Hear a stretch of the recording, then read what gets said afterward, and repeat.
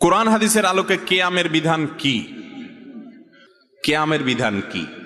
কিয়াম মানে দাঁড়ানো। কিয়াম করা ফরজ। কিয়াম করা কি ভাই? ফরজ। কিয়াম না করলে ফরজ তরক হয়ে যাবে। আল্লাহ তাআলা বলেছেন ওয়াকুমু লিল্লাহি কানিতিন, তোমরা আল্লাহর আনুগত্য করতে গিয়ে, আল্লাহর হুকুম মানতে গিয়ে দাঁড়িয়ে যাও, কিয়াম করো। কে নির্দেশ করেছে? আল্লাহ। তাহলে কিয়াম করা কি? ফরজ। তো বসে আছেন কেন? কিয়াম করা ফরজ হলে আমরা সব বসে আছি কেন? ও নামাজের সময়, মাশাআল্লাহ, এই তো আপনারা ধরে ফেলছেন। নামাজের সময় কিয়াম করা কি রে ভাই? ফরজ। কেউ যদি শক্তি সামর্থ্য থাকা সত্ত্বেও তাগড়া মানুষটা বসে বসে আরাম করতে করতে নামাজ পড়ে, তার নামাজ হবে? আজকাল তো দেখা যায় যে একটু একটু ভাবসাবালা মানুষ হলে, একটু আল্লাহ তাআলা তাকে হয়তো কোনো দিক থেকে একটু বড় করেছেন, সবাই না, আবার অনেক লোক আছেন অসুস্থ হয়ে চেয়ারে বসেন। কিছু কিছু লোকের কথা বলতেছে যে সব কাজ করে, লাফালাফি কুদাকুদি নাচানাচি সবই পারে মাশাআল্লাহ, কিন্তু ভদ্রলোক মসজিদে আসলে চেয়ার টেনে বসে। চেয়ারে কিন্তু বসে নামাজ পড়া জায়েজ আছে যে ব্যক্তির জন্য এছাড়া বিকল্প নাই, সে বাধ্য, মাজার রোগ, কোমরের রোগ, অসুখ বিসুখ হয়েছে, ঠিক আছে। কিন্তু অনেকে আছে যে অহেতুক একটু সামান্য শরীরটা মেজমেজ করতেছে, আজকে শরীরটা ভালো লাগতেছে না, বৈশাখ নামাজ শুরু করছে। তো এই কিয়াম না করলে নামাজ হবে? কিয়াম করা মানে দাঁড়ানো। আপনি জিজ্ঞেস করছেন কোরআন হাদিসের আলোকে কিয়ামের বিধান কি, আমি সরল উত্তর দিলাম, নামাজের মধ্যে যে দাঁড়ানো কিয়াম, সেটাও দাঁড়ানো। কিয়াম মানে কি করা? দাঁড়ানো। ওই দাঁড়ানোটা ফরজ। আর বাকি এমনি সময়ে আপনি কি ওয়াজ বসে শুনবেন না দাঁড়ায় শুনবেন, এটা আপনার ব্যাপার। শরীয়ত এখানে কোনো বাধ্যবাধকতা করে নাই। আমি ওয়াজ বসে করতে পারি, আমার মনে চাইলে আমি দাঁড়ায় ডায়াসেও বলতে পারি। এক্ষেত্রে শরীয়ত কোনো নির্দেশ নিষেধ করে নাই। তাহলে কিয়াম কখনো করা ফরজ, আবার কখনো করা মুবাহ মানে জায়েজ। চাইলে আমি দাঁড়াইতে পারি, চাইলে বসতেও পারি। বুঝতে পারছেন? আল্লাহ নবীর নামে দুরূদ প্রেরণ করা, সাল্লাল্লাহু আলাইহি ওয়াসাল্লাম, তার প্রতি দুরূদ প্রেরণ করা, এটা অনেক বড় ইবাদত ভাই, অনেক বড় সওয়াবের কাজ। আপনি যদি চান আল্লাহ আপনার সব দোয়া কবুল করুক, তো আপনি দুরূদ শরীফ পড়বেন।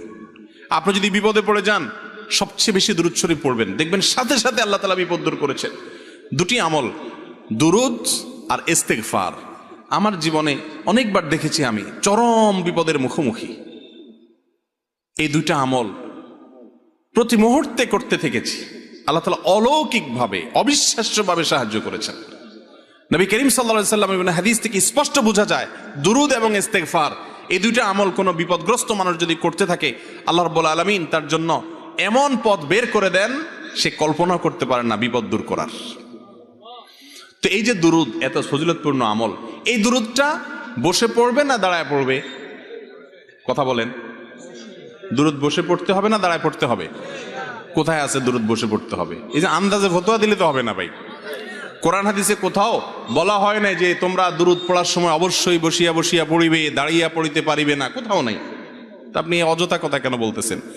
দুরূদ বসে পড়বে না দাঁড়ায় পড়বে, কোরআন হাদিসে ব্যাপারে কিচ্ছু বলা হয় না। অতএব এই বসা লোকেরাও দুরূদ পড়তে পারবে, দাঁড়ানো লোকেরাও দুরূদ। কথা কি বুঝতে পারছেন? দুরূদ বসেও পড়ানো যায়, দাঁড়ায়ও পড়া যায়, শুয়েও পড়তে পারে কেউ, কোনো অসুবিধা নাই। কিন্তু কেউ যদি মনে করে দুরূদ পড়তে পড়তে পড়তে পড়তে পড়তে পড়তে একটা পর্যায়ে সবাই দাঁড়ায় যাইতে হবে, তাহলে সমস্যা আছে। কারণ আপনি দুরূদ পড়তে পড়তে যে হঠাৎ দাঁড়ায় গেলেন, ভাই আমার, আপনাকে কি আল্লাহ রাসূল সাল্লাল্লাহু আলাইহি সাল্লাম দুরূদ পড়ার ব্যাপারে বলেছেন? এই কথা কোরআন হাদিসে কোথাও আছে যে তোমরা যখন দুরূদ পড়বা আমার প্রতি, পড়তে পড়তে পড়তে পড়তে একটা পর্যায়ে আমার সম্মানে তোমরা দাঁড়ায় যাইতে হবে, এরকম কথা যদি আমার নবীজি বলে থাকেন, অবশ্যই দাঁড়াইতে হবে। কোরআনে যদি বলে থাকে, অবশ্যই করতে হবে। আর যদি কোরআন হাদিস না বলে, তা আপনি বসা আলাদেরকে বলবেন ভাই দুরূদ পড়তেছেন, দাঁড়ায় যান। অথবা দাঁড়ানোদেরকে আমি যদি বলি ভাই আপনারা দাঁড়ায় দাঁড়ায় দুরূদ পড়তেছেন কেন, বসে যান। এই দুইটার কোনোটাই করার অধিকার আমার আছে নাই। আমাদের যেসব ভাইয়েরা দুরূদ পড়তে পড়তে হঠাৎ দাঁড়ায় যায়, ওনারা কিন্তু নবীজির সম্মানার্থেই দাঁড়ায়, ঠিক না ঠিক? নবী করিম সাল্লাল্লাহু আলাইহি ওয়াসাল্লামের প্রতি সম্মান ভালোবাসার জন্য দাঁড়ায় না? কিন্তু ভাইরে, নবীর প্রতি ভালোবাসা প্রকাশের পদ্ধতিটাও হইতে হবে নবীর বাতানো। নিজের মন গড়া পদ্ধতি যদি বাহির করি ইবাদতের, তাহলে সেটা নবীজি সতর্ক করেছেন বিদআত করতে।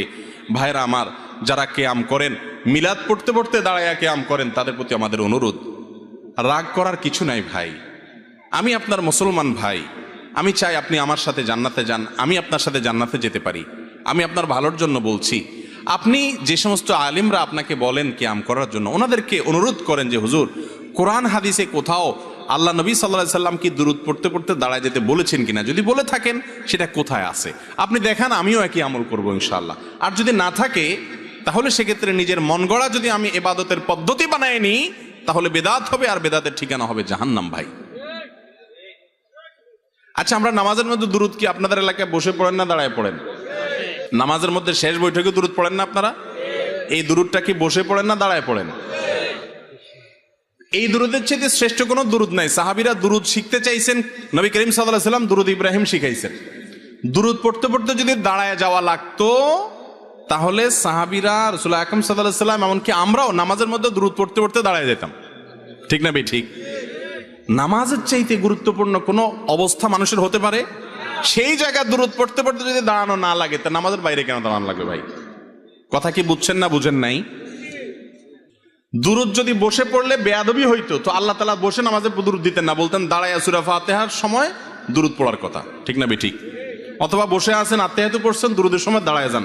আল্লাহ তাআলা কি এরকম করে নির্দেশ দিয়েছেন? তাহলে আপনি নামাজের বাইরে কেন এটাকে জরুরি মনে করতেছেন? আমার কথা কি বুঝতে পারছেন? আল্লাহ তাআলা আমাদেরকে বুঝার তৌফিক দান করুন। তবে ভাই, এগুলো নিয়ে কামড়া কামড়ি করা যাবে না, ঝগড়াঝাটি করা যাবে না। ভাইয়েরা আমার, অনেক লোকজন আছে আমাদের সমাজে যারা এগুলো নিয়ে মারামারি করে। যদি কেউ কিয়াম করে, আমার কোনো ভাই করুক, তার সাথে ঝগড়াঝাটি বা গন্ডগোলে যাবেন না। এই গন্ডগোল করার কোনো অনুমতি ইসলাম আমাদেরকে দেয় নাই। আপনি না করাটাকে মনে করতেছেন সুন্নাহ সম্মত, আপনি করবেন না, কিন্তু কোনো ভাইয়ের সাথে ভেজালে যাবেন না। এলাকাতে আজ মুসলমানদেরকে শয়তান অনেক রকম ভেজালের মধ্যে লাগাই দিস। আমি মাসআলাটা চেষ্টা করছি কোরআন হাদিসের আলোকে আমার দৃষ্টিভঙ্গি তুলে ধরার। যদি আমারটা ভুল হয়, তাহলে আরেকজন তারটা তুলে ধরবেন, মানুষ সঠিকটা গ্রহণ করবে। কেউ যদি কোনো আলেমের মাসআলা ফতোয়া শুনে আমল করে না, তিনি ভুলও করেন, তার বুঝে মনে হয়েছে এটা সঠিক, তারপরে দেখা গেছে ভুল, ইনশাআল্লাহ আল্লাহর কাছে মুক্তি পেয়ে যাবে, নাজাত হয়ে যাবে, তো আপনি ঝগড়া করে লাভ কি? বুঝতে পারছেন কথা? আল্লাহ তাআলা আমাদেরকে আমল করার তৌফিক দান করুন।